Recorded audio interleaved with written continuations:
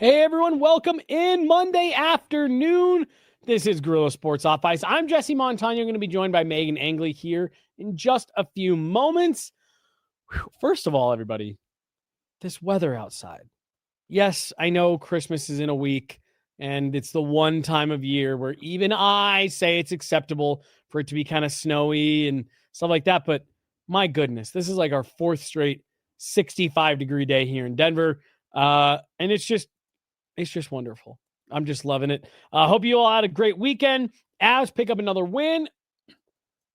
But the story from the weekend was the league-shaking trade that brought another superstar to the Central Division. We are going to get into all of it, plus the Avs' thoughts on the deal and what it means for the Central Division. All of that and a lot more. As always, want to remind you guys about our great friends over at RefiJet. Did you know that you could refinance your auto loan?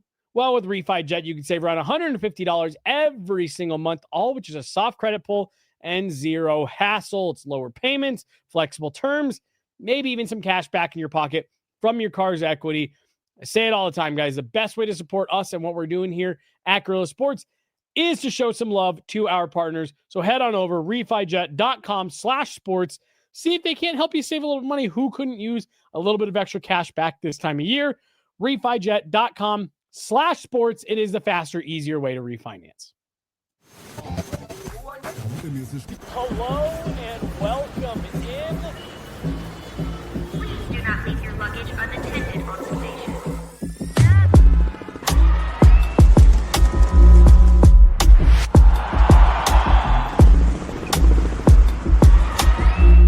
Welcome to the show. Hey, everybody, welcome in Monday afternoon, Guerilla Sports Off Ice. I'm Jesse Montano. She's Meghan Angley. Avs pick up another win over the weekend, Meghan. They get some revenge on the Nashville Predators. The sun has been out. And look, we're under 2 weeks till Christmas. How you doing? Really good. Just had the horrific realization. We're at game 32 going into 33. We have a pyramid to do. Oh, shit. We missed it. It's okay. We'll get it. We'll get it. I didn't even... I was keeping the 30 game mark in back of mind and it slipped. So we'll make so up for some lost ground. Yeah, it's okay.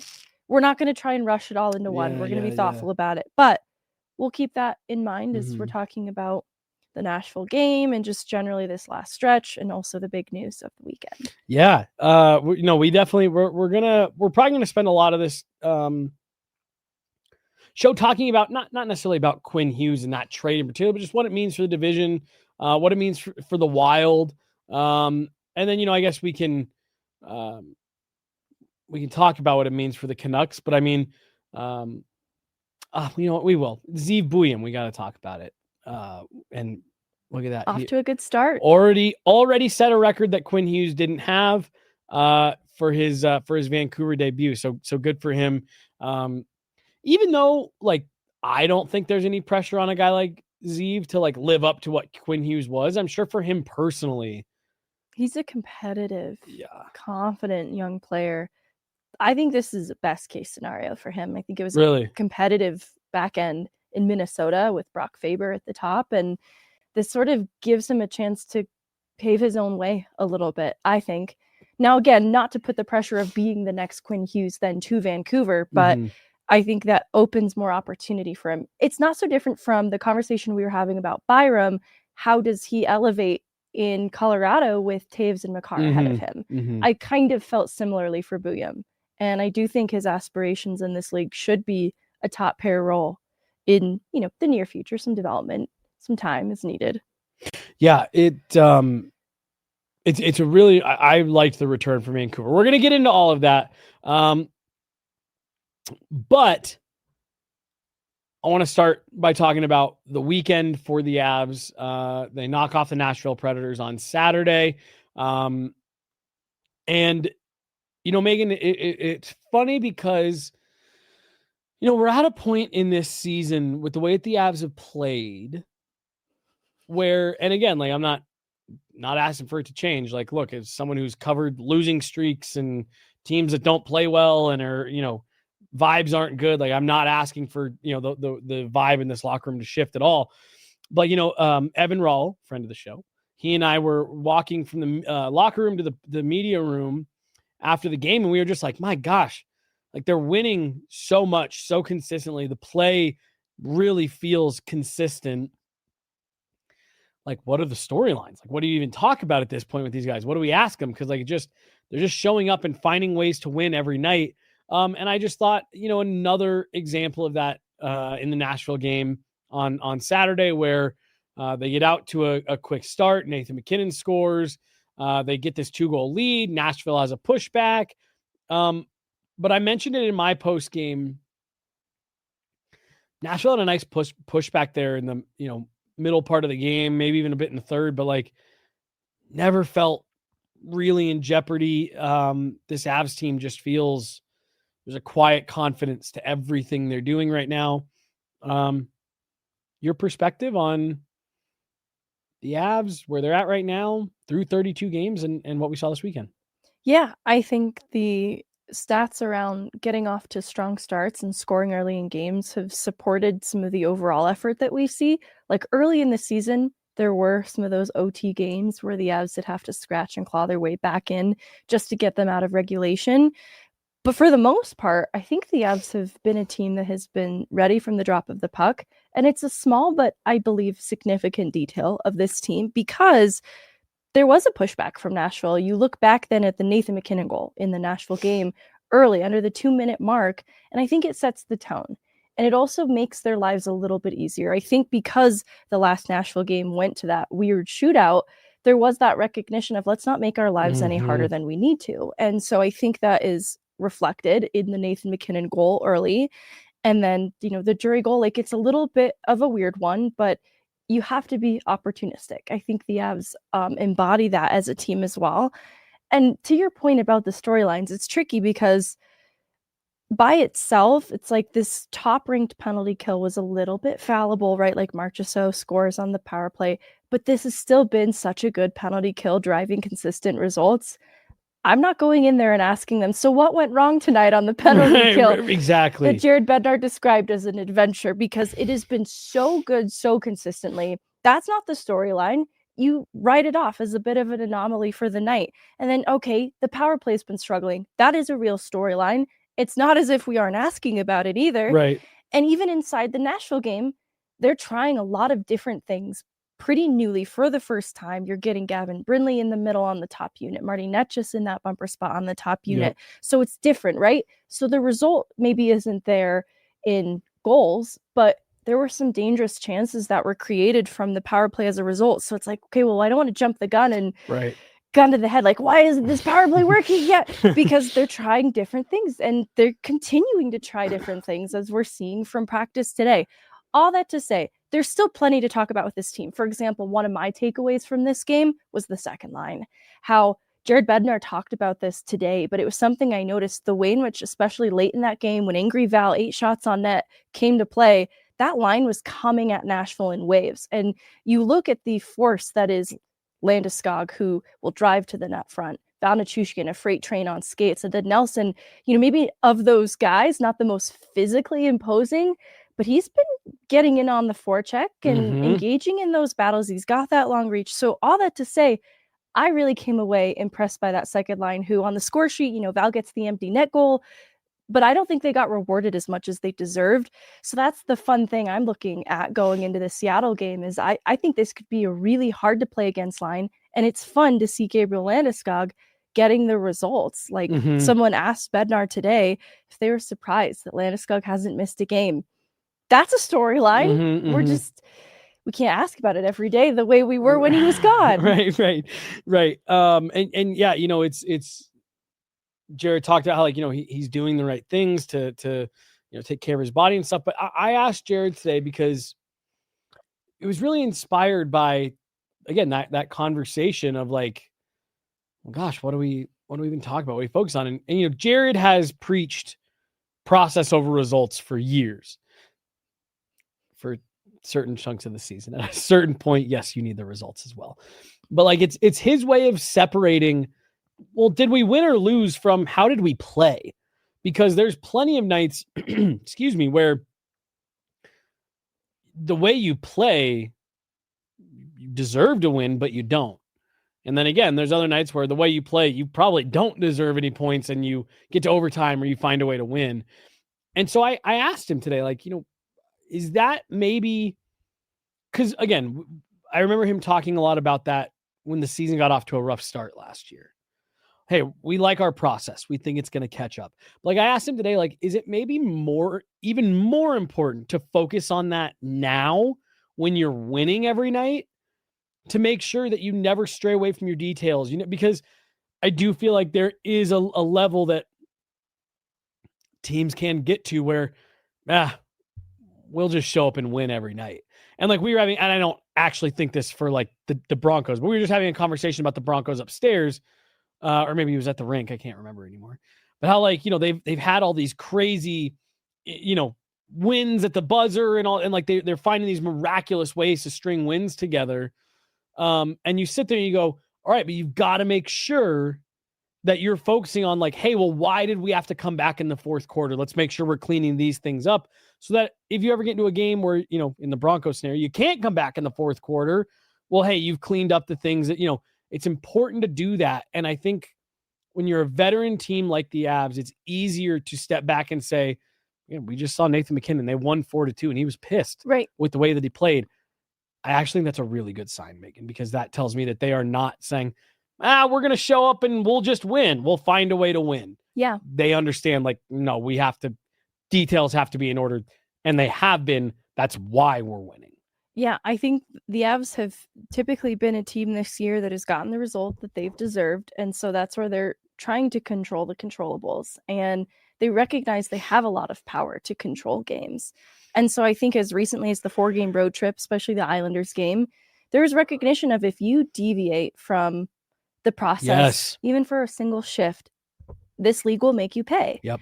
And so I think that's evidenced in games like this most recent Nashville one, where the last one was too close and they don't get the winning result. There's a recognition then, yes, we're getting the winning results because we know if we deviate from the process even for a second, it'll cost us. And I think that it's a great time of the year to be learning it. I draw parallels to the Eagles. This is something that Mark Letestu has talked about with respect to their struggling power play too, how this is a problem they want to have in December, not in April, not in May. And this is where they're going to develop the roadmap out of these situations in real time right now. I find that to be true of the Avs as well, with respect to their power play in a lot of ways. Well, and I don't know, maybe I'm reaching here. And I'm sure people will call me out in the chat if they think I am. But like, is there not maybe and this is definitely taking a glass half full spinning approach to this. But like, is there maybe something that you could look at if you're Jared Bednar in the vein of what you were just saying? Look at this and say, all right, we're going to spin this into a positive and say, hey, this frustration that you're feeling with the power play right now, it's really close to how we felt in that playoff series last year. How do we overcome this? Yes. Because composure was a word Mark Letestu used this last weekend. They were facing a division opponent and they fell short. It was in a deflating fashion. It reminded me of the way in which Game 7 broke down. Cale Makar used the word composure as well. And it's a difficult thing to teach. You kind of have to just experience situations that require composure. And you don't want those situations to arise in the playoffs, but you have to count on them. And so being able to work through a little adversity, and what's tough is the Avs haven't had much, right? So it's almost like they'll take the adversity where they can get it so that they can work through these things and really reflect on composure, because that was something Cale talked about very specifically, that kind of look in the mirror of how to be even more composed in those difficult moments, because I think this is otherwise such a mature group, but even very mature groups have to grapple with this. Just replaying in my head when Cale's stick broke. I feel so right. And I imagine that him talking about this, especially knowing Cale, was probably very pointed inwards and hopefully not too harshly, right? Like hopefully in a productive way, but there will be games where you get a bad bounce, a bad break. It's out of your control, but you still have to be composed. Well, and it was actually what I really liked about the Islanders' loss and then the response to that game, because that Islanders game, and you called it out earlier, like they got away from what makes them successful and they paid for it immediately. And like there wasn't a lot of pushback in that game. There was a small stretch where like they got a couple quick goals, they got some energy, but like, so that game went the way it did. You know, what you and I did that post-game show that night, and it's like, whatever. What I liked about it was the way that they responded with 2 games back-to-back on the road. And like you said, take adversity where you can get it if you're this Avs team right now. And just even small things like that. It's like all right, we can bounce in back the from Rangers loss. game. What could have been a goal off a high stick when they have the extra attacker on the ice. They have to go into OT, maybe feeling a little bit deflated, like that was whack. Okay. They don't succumb to that moment, and instead they still come away with a win. Well, and this is like we hear so much, I shouldn't say it like that. We've heard people criticize Jared Bednar before for show more emotion, get angry, yell at somebody. And it's like, those are the moments, which is why you don't do that. I don't care if you're coaching a team of 8-year-olds or a team of 28-year-olds, professionals, peewee, whatever. Good leaders, people follow good leaders. And if your leaders are freaking out, screaming, yelling at the ref, had Jared Bednar kept going at the ref after the goal, stood, calls him back over during the break in between regulation, like that, it bleeds over into your team. They play frustrated. They start barking at the ref. And maybe you get a stick in the hands on someone. And since you just spent 5 minutes yelling at the ref, he calls you for one in overtime and you lose that game. Nope. Instead, they stay calm. They stay composed. Hey, it happened. Move on. Let's get the win. And like, those are the moments where, again, I like the way that this team is responding in the little bits of adversity that you're able to like pluck out and say, that's adversity. Weird calls that don't go their way, like a goalie interference call, and they don't respond well to that for what it's worth. Like they don't come away with the win in the end of that game. But then the next game, right? Like they still have a response, and it's, I think, becoming quicker and quicker, sometimes even in-game adjustments that I've observed. And it all goes back to leadership. And I'm not saying that. This is what we're being told. 2 high sticks were taken off the board on Saturday. That's a great and interesting thing, because one of them I understood, but it also got me to thinking about, should we be more concerned with that in-game where a player forces you to injure yourself? Anyways, I'm not going to go down a rabbit hole. I just thought, that could be a slippery slope we should just keep an eye on. I don't think it was as intentional in the moment, but I thought, this is the only thing I have to say on it. I thought ruling that as a follow-through was for the Val Nichushkin one, extremely generous. Right. Manson one, I understood. Totally. It was weird. Yep. It happens. And it feels like a slippery slope, but I won't make it an issue unless we start seeing that happening more. Val Nichushkin one, that's a stretch. That's a stretch. At best. Yeah. But you know what?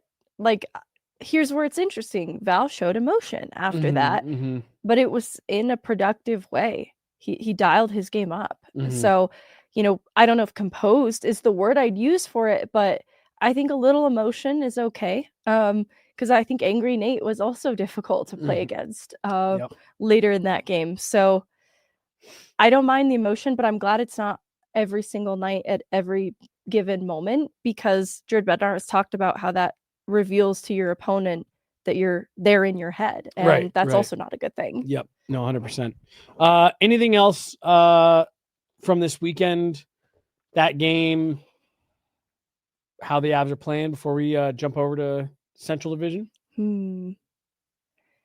What did you think of the experiment then with Brindley getting some top line minutes, some power play reps? I think it goes back to the conversation around, it's the time of year where you can try some different things, like with the power play. And it's good to get him a look there, because injuries could crop up. Like, I kind of view Brindley's future on the team this season. I think they'll build around him in a bigger way next. But this season being like an Alex Newhook role, but a more trusted Alex Newhook.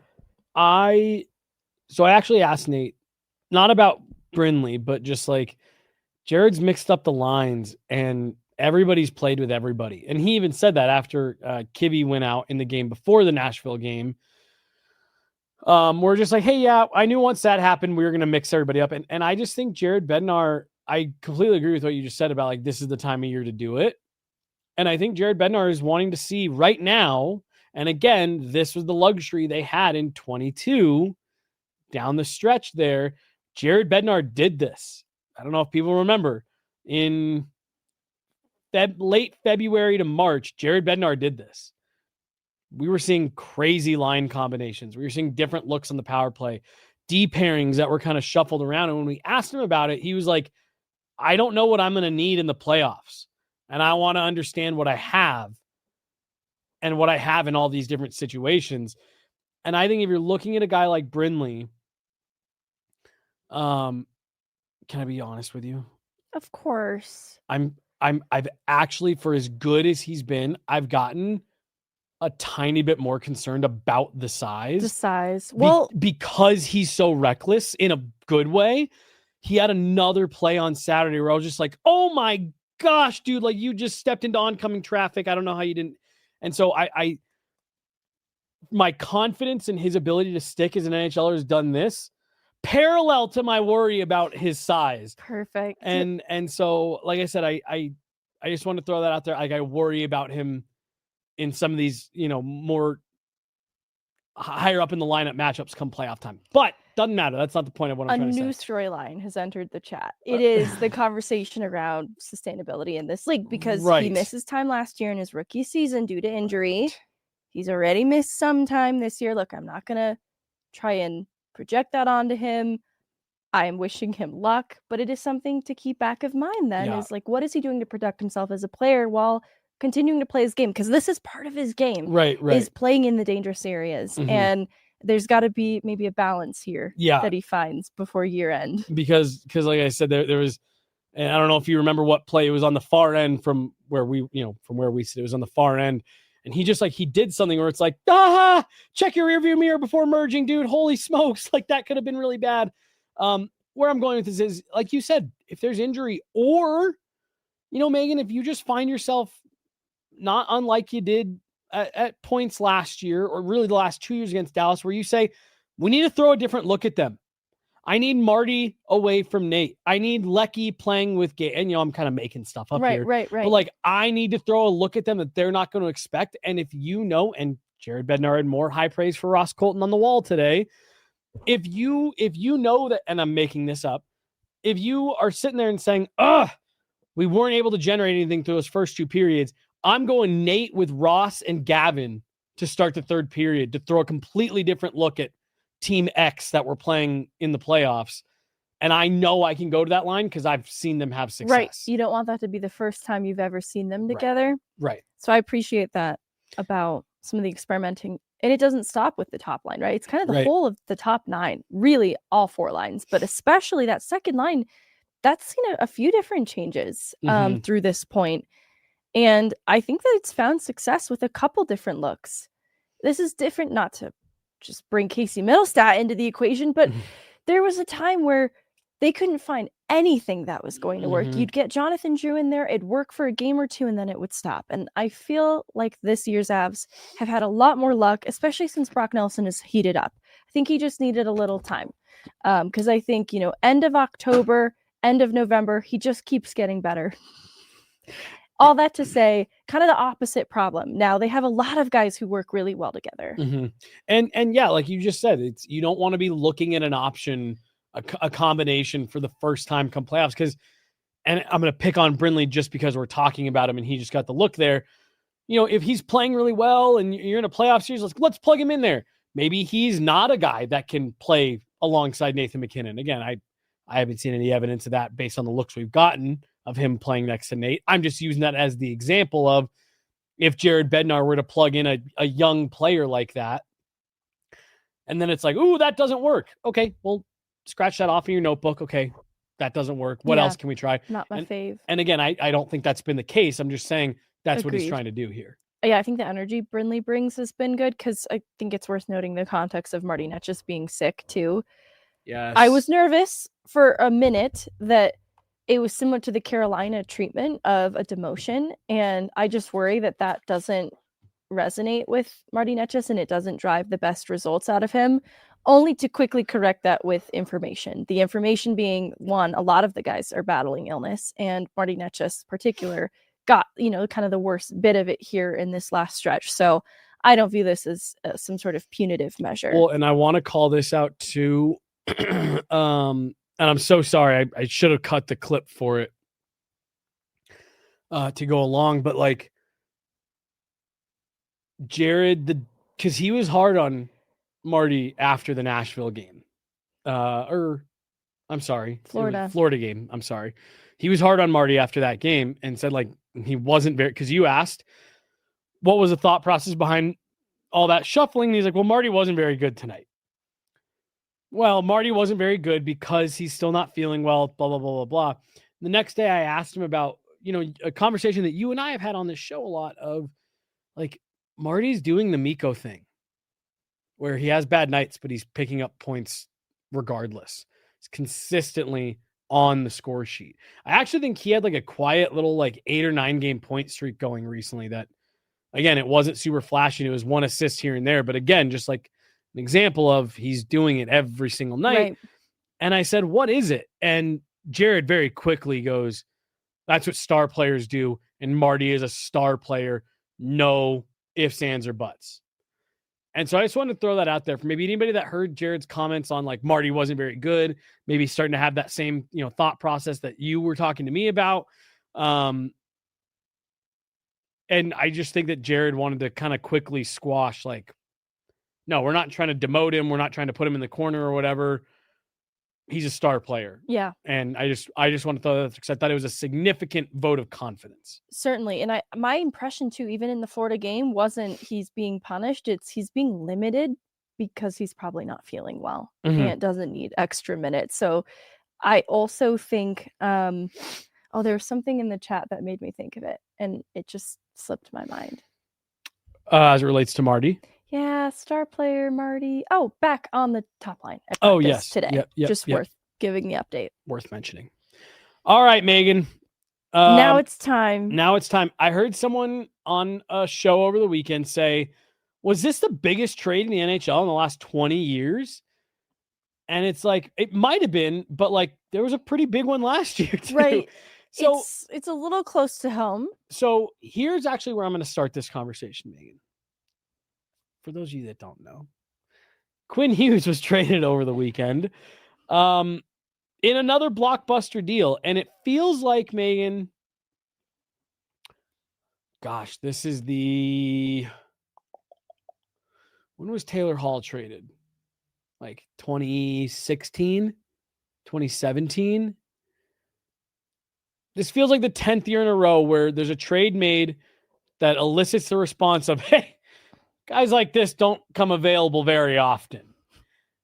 And I'm starting to get to the point, Megan, where I think in the NHL, guys like this do come available about once a year. And, to be fair, it is about once a year, one big splashy trade. Yep.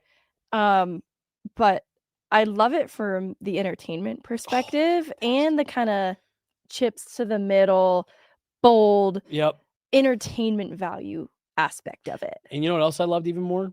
It happened to Minnesota Wild beat writers on a Friday night and not us. Oh my goodness. I remember that. I was sick when the Mikko Rantanen trade happened. It was a Friday night. Yeah. Bummer. It was a Friday night. Evan and Corey tell the story often. They had just gotten, because the trade happened at the beginning of an Avs like 4-game East road trip. We skipped the first game and we're doing the last 3. Evan and Corey had done the first 3 and were skipping the last one. So they had just gotten to their dinner in Boston. They had just ordered food and Mikko Rantanen got traded. So I think the shout out of, Quinn Hughes' role in Vancouver, the number 1 guy versus Rantanen, kind of a captain of the team for Quinn. Quinn, right. Maybe like a 3 with 1, 2 being Makar McKinnon, in my opinion. I don't know. Yeah. Maybe. Well, and I'm not even necessarily arguing that the Mikko one was bigger. I was more the comment of like, we get these big trades a lot. And what I wanted to add was the surprise aspect of the Rantanen trade. Yes. Because we've been hearing that Quinn I Hughes completely agree with this. would be on the move potentially. And honestly, it just wasn't Minnesota. That was the destination most people were thinking. So there was still a little bit of that surprise. But the Rantanen one really did feel like it came out of left field. And that doesn't, make the overall weight of the trade greater. It just added a different layer. Right. No, and I think that's the best way to put it is like the Mikko one felt so. Megan was crying in her car getting Mucinex. We need a Mucinex sponsor for this show. We seriously do. If anybody out there knows anyone who makes Mucinex, one of the Hughes brothers is sponsored by Mucinex. I don't know if we can get in with really? The Hughes. Yes, I feel. That's right. I feel like we had this conversation. Yeah, I feel like I had the urge to reach out and touch your finger. Mucinex parent company. Who makes this is Mucinex? A really good thing to do in the middle of the pod. Reckitt. Hey, if anyone at Reckitt or if you know anybody at Reckitt, tell them that you've got a couple Mucinex enthusiasts here. Yeah, what's like, how different fan bases have names? Yeah. Like, I don't know if Tate McRae's are like tater tots, I'm just assuming. What are the Mucinex? All right. We don't need to do this live on air. I'm so sorry. UC millennials. UC UC pies. Like a cutie pie.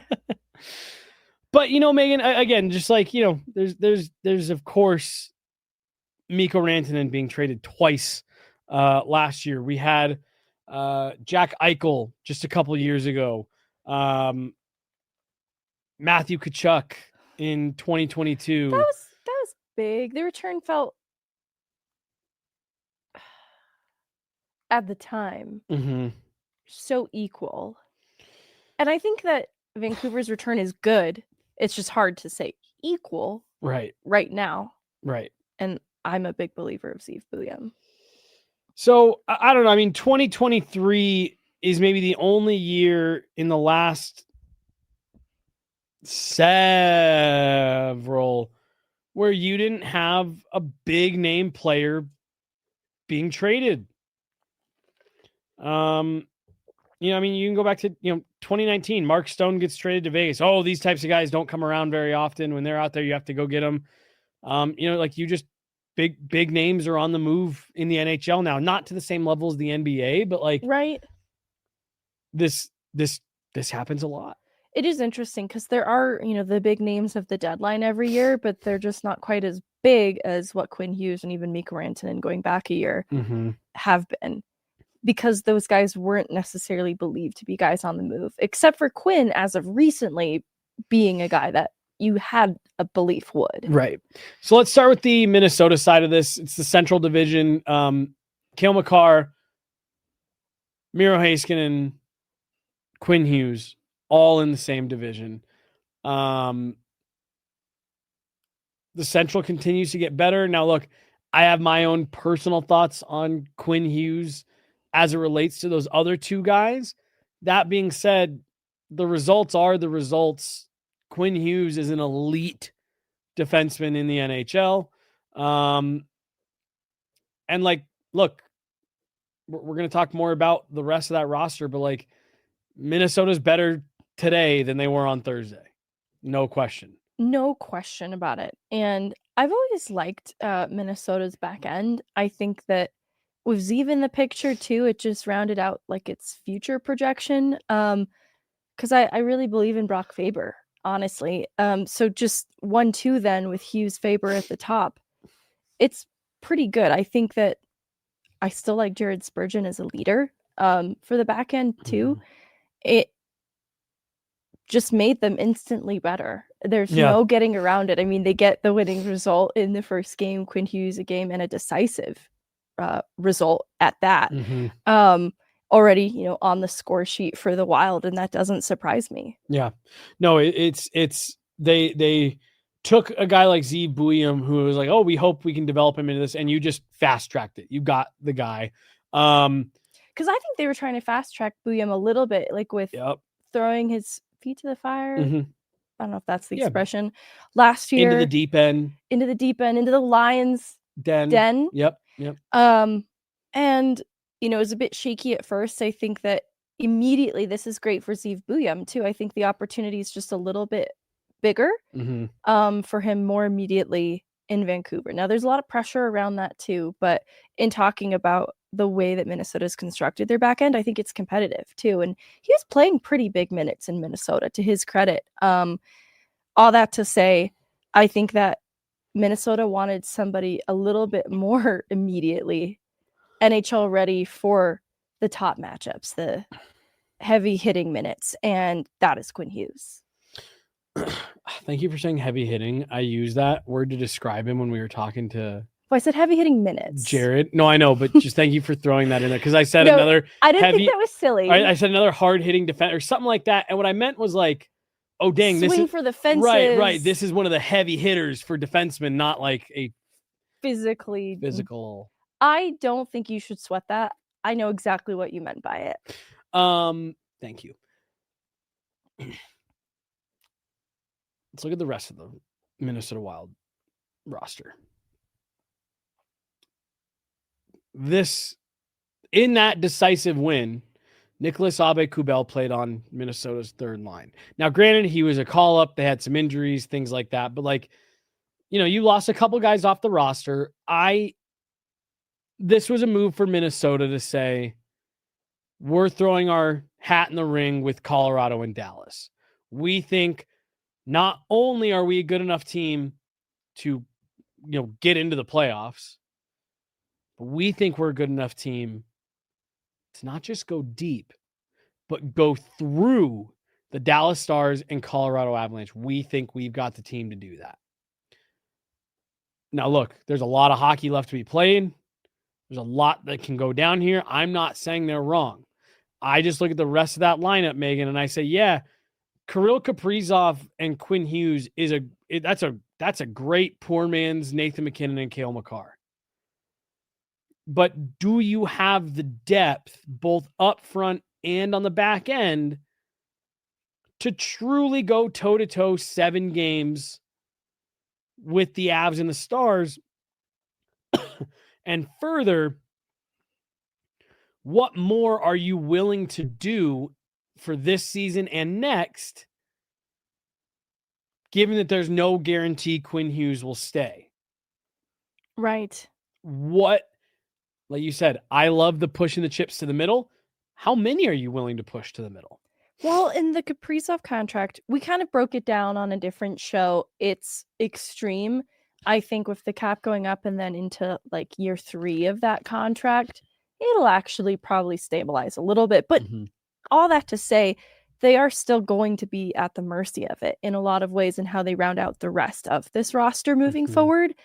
And I do fear, because that is the thing looking at this roster, and there's a lot of key injuries, so I'm not going to be over dramatic. Depth still seems like an issue. Yeah. And I say that as someone who covers the Colorado Avalanche and has fielded outside criticisms of this team's current depth that I think have, through this point, at least been quieted. But to start the year, I think that people didn't think Avs had depth either. So, I'll say that cautiously, that I think that's the thing holding Minnesota back right now.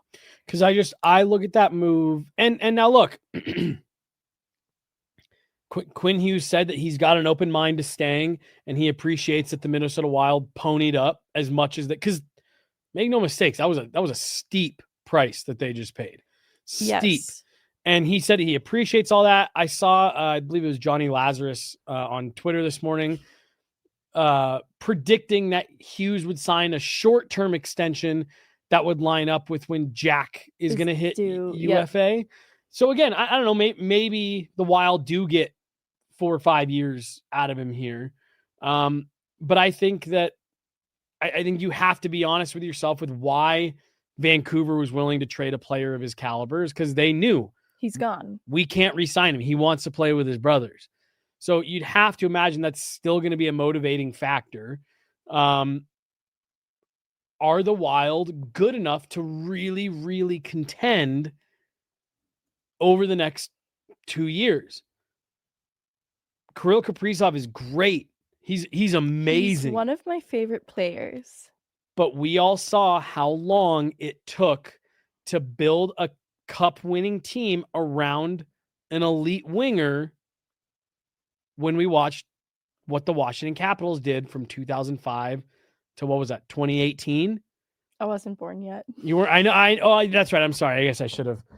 So the Washington Capitals are a team from, no, I'm just kidding.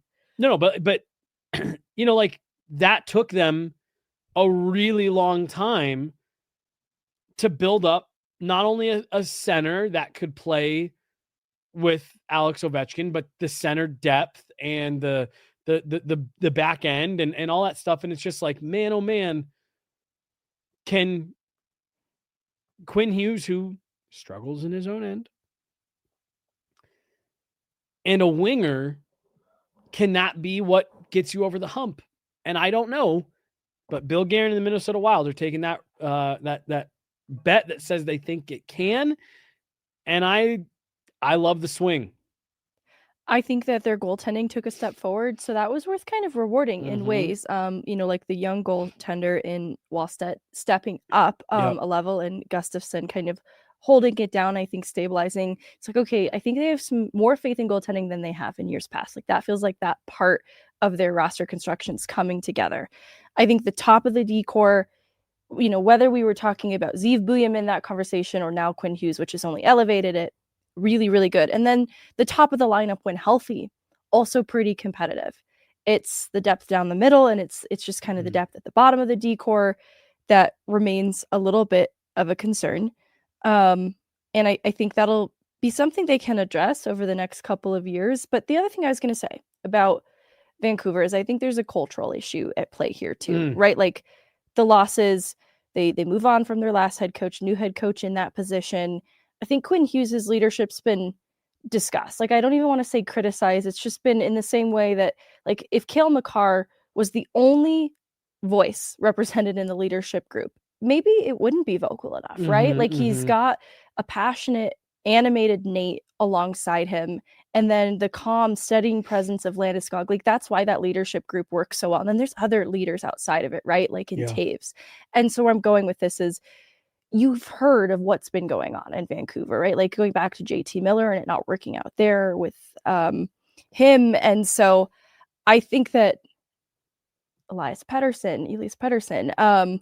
Which one? I know. It's like, you know which one I'm talking about. EP. The good one. Whoa. All that to say, I just don't think it's been the right mix of leaders. I think the result then in the standings has been a part of that, that's been reflected back. And so I think for Quinn Hughes, that's part of the decision too, is needing a cultural reset. And so I think that'll have an impact, like depending on where they go with this as a team, if they can get some winning results, and that might sway him to staying on for a little bit longer to build something with the Minnesota group. Like you said, there's some injuries here. Let me see if I can. Yeah, like Zuccarello, that's a big name. That's out. Yep. Marcus Johansson, who was just playing over the weekend. Vinny Hinostroza, Marcus Foligno. It's like you've got some guys that are out, but like right now, Megan, and I mean, geez, are any of those guys centers? No. Right? I mean, yeah, Zook plays on the wall. And so, I mean, that's your top. But I mean, like, Danila Yurov is their 1C right now. Joel Eriksson, Ryan Hartman, Nico Sturm. I don't know. I just don't know. Vlad Tarasenko's skating on that top line right now. I think too, like with respect to the injuries, that's hard for me because I want to weigh in on that. Like that's not going to be a competitive top line for top line, bar by bar, in the playoffs. But he's a bit miscast right now because of injury, so totally. I won't be too critical. Yeah, no, for sure. I look there and I don't see that top line center that like, oh yeah, that's who you need to be, worried about. You've got Kaprizov, but again, it's hard to build a championship team around a wing. But I love the swing for the fences. I do too. And I think too, like, I don't think they believed in Marco Rossi enough I think they saw limitations in his game. And that's why his name has been floating out there already for some time. So in terms of that center depth too, that they're willing to move on from, I'm not sure they were sold on it anyways in Rossi, but I'm excited to see what he does with a clean slate because he did have a highly productive year. And I wasn't sold on him being like a 2C option for the Avs very specifically, but I like this player. Like I don't have a personal beef with Marco Rossi, an undersized guy. I think in, caping for Gavin Brindley, being able to find a spot in this league. I believe that for Marco Rossi too. Yeah. Let's talk about it because I agree to your point of Vancouver. There's something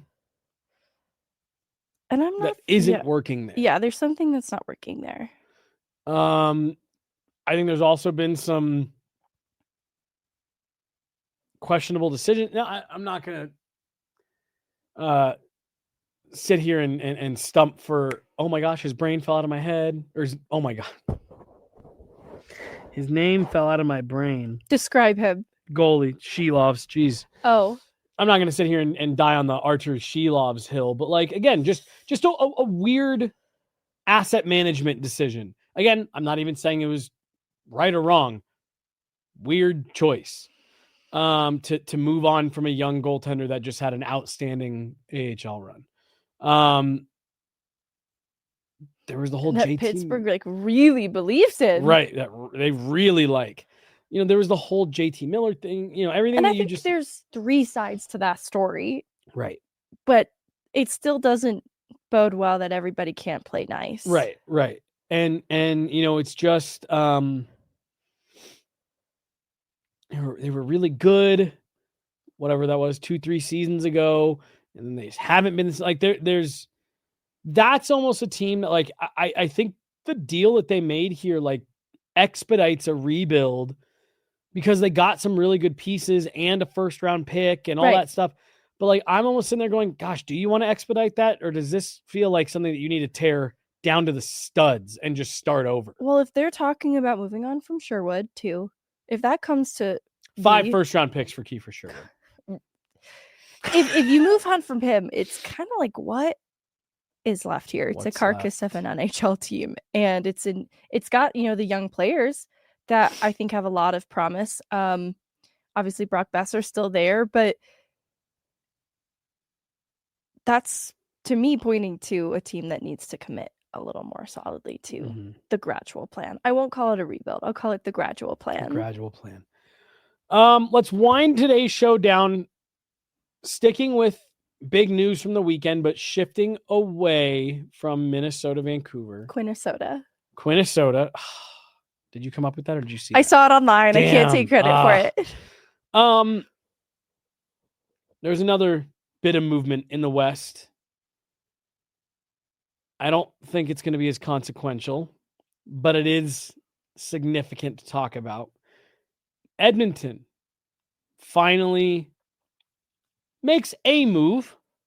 I don't necessarily know if it's the move I would have made, but Edmonton makes a move, and they honestly kind of paid a steep price. They ship out Stuart Skinner, second round pick, and Kulak, and they bring back Tristan Jarry. Before I give any of my thoughts on it, what do you think of that deal? We talked about it. We did talk about it. Okay. Wait, after the trade happened? Yeah. You made us talk about it on Friday. Really? Yes. I thought we talked about it earlier in the week because the report was that they offered Calvin Pickard for Tristan Jarry. We talked on Friday. Seriously? Yeah. Oh, fuck. Well, that completely messed up my transition and the way I led into all of that. How do you still feel about Tristan Jarry? Where I was going, I was coming all the way back around for us to take a dunk victory lap because we had said on that show earlier in the week where we had talked about how they had offered Pickard for Jarry. We were like, why wouldn't you just offer Stuart Skinner for Jarry? So this was me actually circling back to take a victory lap, and I can't even do that because we already talked about it. And now I look stupid. 3 goals against on 28 shots. They still come out with the win. Edmonton with Tristan Jarry and net. Wow, should provide way more context. 6-3. This is something like Wedgwood just like quickly mentioned. I think it was Wedgwood today. A different conversation, but I mean, yeah, goal support Edmonton, you can count on that some of the time. It's going to be harder to get that kind of goal support in the playoffs. And I think that's where they've run into the issues in the past. And like, you could have had Jarry for nothing last year on waivers. You don't get any retention. This felt really desperate. And like, I just didn't, I was totally okay and on board with Edmonton making a desperate move where it's like, that's an overpay. But wow, they got the goalie. They made the desperate move, did the overpay thing, and got a goalie that was put on waivers last year. That's what is frustrating. You know, if you know your exit's coming up, you need to turn your signal on and start merging. This feels like they tried to cross 3 lanes of traffic very abruptly, and that's where accidents happen. And I'm not saying Tristan Jarry and they did it to take an exit that had like a rest stop, but like oh yeah, there's each exit coming up after this also has a rest stop. You knew this was coming. Also, you knew you were going to have to address goaltending. It's where I'm trying to bring this back. You've been getting 100-mile warnings, like, hey, next rest stop, 1,000 miles. Yeah, you're going to need to address this. 900 miles coming up, and they still had to get off at the last possible second. It was stubborn because it felt like they put off addressing it, and I think there was an avoidant aspect of it too, of like, maybe we won't have to. Maybe this will be Stu Skinner's year, and it just never came. They had to abruptly catch their exit before it was too late. Well, and I also do, and now there's a car accident. I'm just kidding. I'm just kidding. That's not true. I also do wonder if there's going to be an element of this too, where it's like, hey, Tristan Jarry might not be numbers wise much better than Stuart Skinner, but can he keep from giving up the goals that are deflating? That's another conversation we had today. Yes. Can you keep from giving up goals that take the juice from your team? Can he at least make can he make plays that makes the other team work for him? Here's something I know I didn't talk about on Friday. I was really impressed. He was at morning skate the day after he got traded with navy and orange pads. I saw your tweet about that. I was also really surprised. Very impressive. Shout out to Vaughn. That is quick turnaround time to get him a brand new set of pads. And I wonder, did he play in the new pads? He did. Maybe I won't let those 3 goals past him. Yeah. Be too hard on him it. Yeah. But I just again, everyone knows I'm a gear guy, and they have the Avs have burgundy and blue like leather strips. It's what Mackenzie Blackwood used last year to cover up the teal that was on the front of his pads. So like teams do that. You'll see it all the time where they'll cover up a little bit of color with something else. No, he had all navy blue pads with orange accenting the next day, and I just found that pretty neat. Yeah, that was a quick turnaround. Do you have anything else for today? I'm not rooting against Tristan Jarry. I just feel like really bad. I feel like I've come down hard on him, and I think it goes back to my bigger point of, well, one, I hope success for him, but also 2, I think this is still bigger than goaltending. Okay. Now I remember that talking unlocked about a memory? Yep. Now I remember talking about it on Friday. Yeah. You and I have done a lot of shows over the years, and I have never felt like Matthias Ekholm and Evan Bouchard were a top pairing that could get you over the hump. And they've gotten them close, but I've never gotten there. I will be curious how this shakes out for Minnesota, because I think the offensive bump that Quinn Hughes provides is going to be huge. But I also think the margin for error in the playoffs is so thin, and they're going to kind of need everybody playing at their best, both sides of the puck. And that's not to say, anything specific to Quinn Hughes. It's just depth helps with that. And that could be a vulnerability of this current roster. All right. As we sign off, let me ask you, what do you think of Quinn Hughes the defenseman. I like him. In his own end? He's fine. I do not think he's bad defensively. I just don't think, for example, I think Miro Heiskanen's excellent in his own end. I think Kale is better than he gets credit for. And Kale's way better than he gets credit for. And so, like, those are the first two that come to mind. Quinn Hughes is maybe more average in my eyes, in his own end, very specifically. Right. Like a very gifted player, maybe just like average in his own end. Yeah, I just... to build on that, he's not huge. Neither is Kale, but I think Kale's got a little more heft to him.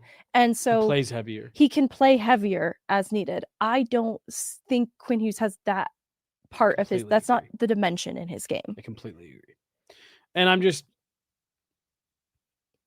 Again, I think Quinn Hughes is a special player, but I think that he has more of those tendencies in his own end that you hear people be wary of undersized defensemen on than I think some of the other guys that are in that category. That's just me. Let's get out of here. All right. I got to get to the airport. That's going to do it. She's Megan. I'm Jesse.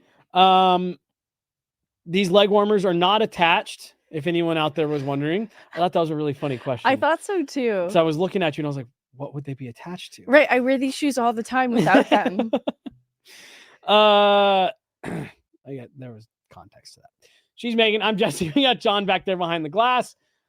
Let's have a good week here, everybody. It's Monday. We got Christmas is next week. Wow. And then you enter into the nobody knows what to do between Christmas and New Year's time period. And... Oh, yeah. That'll be weird. But like January is going to be bananas. The home schedule is off the charts. Yep. And then February. What's going on? I was laughing because someone up, Blake, I think was telling me, he's like, oh, I'm bummed, no hockey in February. I was like, what are you talking about? It's like the best hockey in February. Will there be? Maybe we can talk about that on Friday.